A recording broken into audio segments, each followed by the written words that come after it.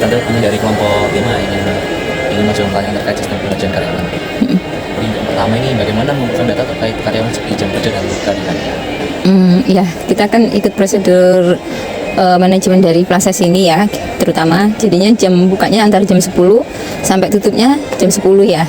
Nah, dari situ kita hitung kebutuhan kita itu, misalkan kalau hari-hari biasa sepi gitu itu mungkin bisa kasih SPG cuma 1 ya, karena memang kerjanya nggak terlalu berat, nggak ribet, jadinya bisa melayani sambil menerima pembayaran. Tapi kalau misalkan pas rame gitu bisa dipakai 2 orang gitu.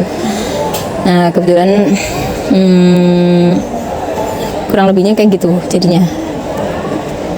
Selanjutnya di sini apakah ada sistem pencatatan waktu yang digunakan semacam absen digital? Toko ini kan kecil, jadinya nggak terlalu banyak karyawan, jadi cuman pagi nanti pakai dia selfie bawah, dari selfie itu sudah kelihatan toko sudah rapi, dia sudah ready kerja gitu itu Mbak. Langsung kirim ke PC itu? Iya, foto gitu itu WA. Lalu pembagian karyawannya yang jaga itu shift atau dari pagi sampai? Ya, kebetulan tante itu kan ada, kalau dihitung dari jam 10 itu kan 10, 11, 12, 1, 2, 3, 4 itu kan udah 7 ya. Nah, dari 4 ke 10 itu ganti shiftnya. lalu bagaimana perhitungan gaji yang dilakukan waktu itu? Gaji di sini itu masih belum UMR karena memang penghasilannya toko kan belum maksimal, belum bagus, jadinya masih standar di bawah UMR. Beda nanti kalau misalkan ada barang laku itu berupa insentifnya gitu Mbak. Jadi itu masuk ke komponen yang diperhitungkan nanti dalam gaji gitu ya? Iya betul. Lalu bagaimana cara menangani lembur dan jam kerja ekstra mereka? Kalau ngelembur biasanya gini, ada salah satu yang sehari kan dipakai 2 shift ya. Misalkan satu nggak masuk, berarti yang satu itu full jaganya, gitu dari pagi sampai malam gitu itu. Hitungan lemburnya seperti itu. Kalau misalkan kalau dari Plazanya sendiri jarang kan ada kegiatan yang berlebih dari jam 10 itu Kak. Jadi kalau misalkan ada jadwal berlebih itu tertentu, kalau misalkan hari raya, tahun baru itu tutupnya bisa sampai jam 11 gitu. Selebihnya nggak ada gitu. Lalu terkait potongan yang harus dilakukan terhadap gaji karyawan, perlu dibaca sanksi potong lain itu bagaimana? Potongan kalau ada barang hilang dia harus tanggung jawab. Selebihnya nggak ada. Selanjutnya bagaimana proses menghitung dan menerapkan potongan tersebut? Nah, kalau misalkan ya shiftnya ada 2 orang, dilihat baju itu kira-kira hilangnya di shift jam pertama atau jam kedua gitu tuh. Jadinya bertanggung masing-masing. Gitu. Lalu bagaimana prosedur untuk mendapatkan persetujuan akhir atas Penggajian gaji standarnya misalkan di sini kan 1,5 ya.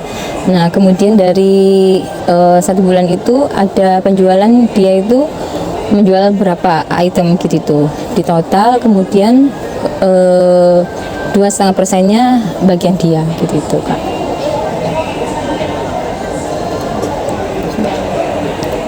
Sebenarnya saya ingin balik pertanyaan yang sebelumnya setelah tadi kan kalau misalnya ada barang yang hilang itu dilihat dari shift pertama atau kedua. Berarti apakah setiap akan ada pergantian karyawan itu selalu dicek kembali barang-barangnya sehingga Ya, harusnya stok opening itu seminggu sekali gitu tuh ya. Ya, seperti itu sebenarnya aturannya.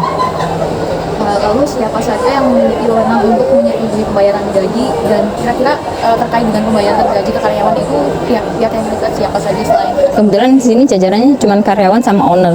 Jadi saya sebagai ownernya yang menyetujuinya.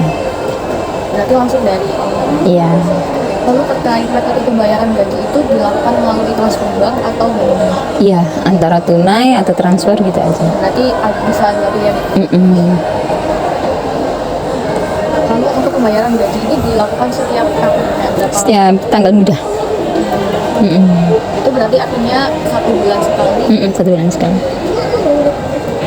lalu terkait dengan gaji yang tidak sesuai dengan perhitungan itu bagaimana pengaturnya? Misalnya seharusnya karyawan mendapatkan gaji sekian, tapi yang diterima tidak sekian, itu bagaimana kayak prosedur pengajuan? Oh ini tidak ada yang tidak sesuai, itu bagaimana? Bisa langsung kontak dengan menyertakan bukti atau?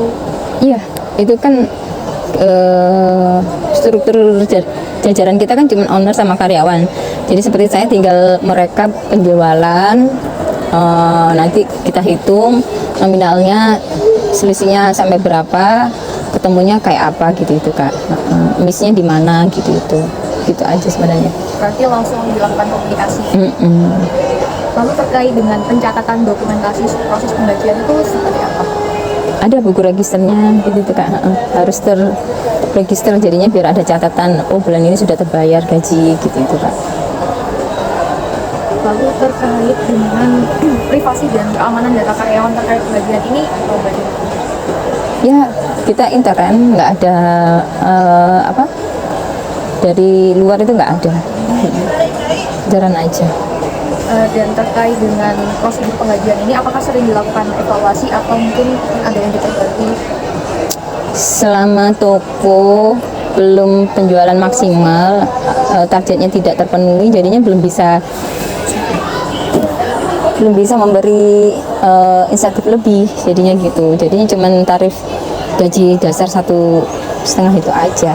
Kalau misalkan karyawan bisa mengoptimalkan penjualan, mungkin kita bisa memberi lebih gitu.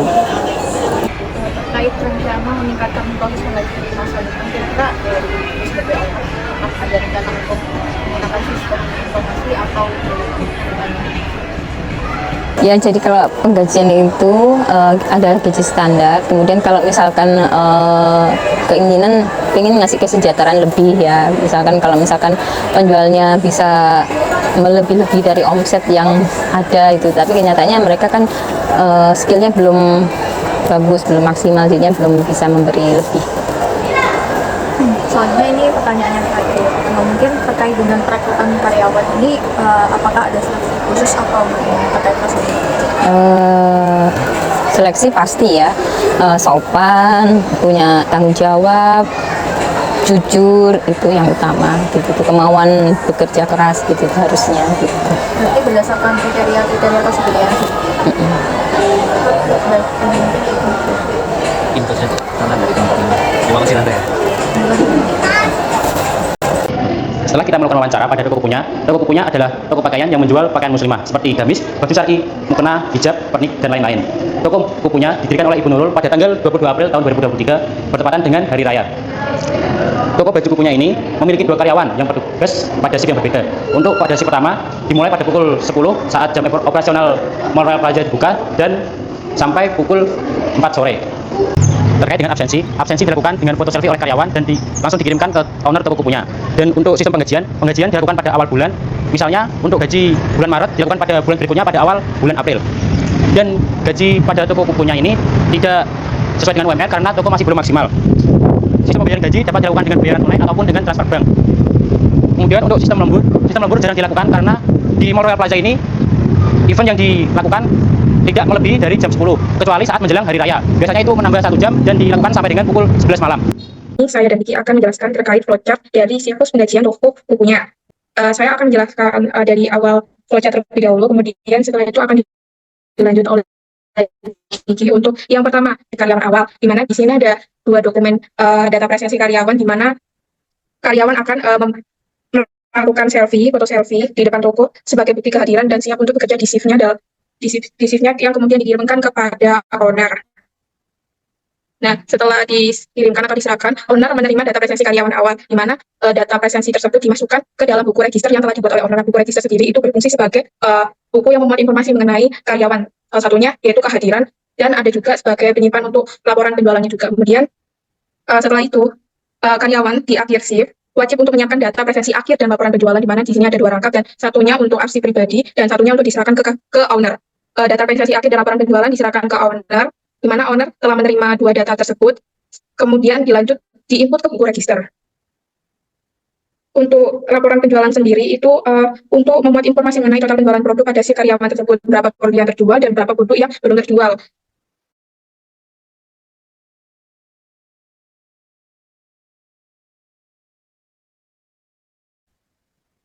owner membuat slip gaji, yang mana setelah slip gaji tersebut dibuat akan dilakukan validasi lagi untuk mengecek apakah slip gaji tersebut itu sudah benar atau belum. Nah, setelah slip gaji telah divalidasi, owner membuat 2 rangkap, yaitu satu untuk arsip dirinya sendiri dan satu untuk diserahkan ke karyawan.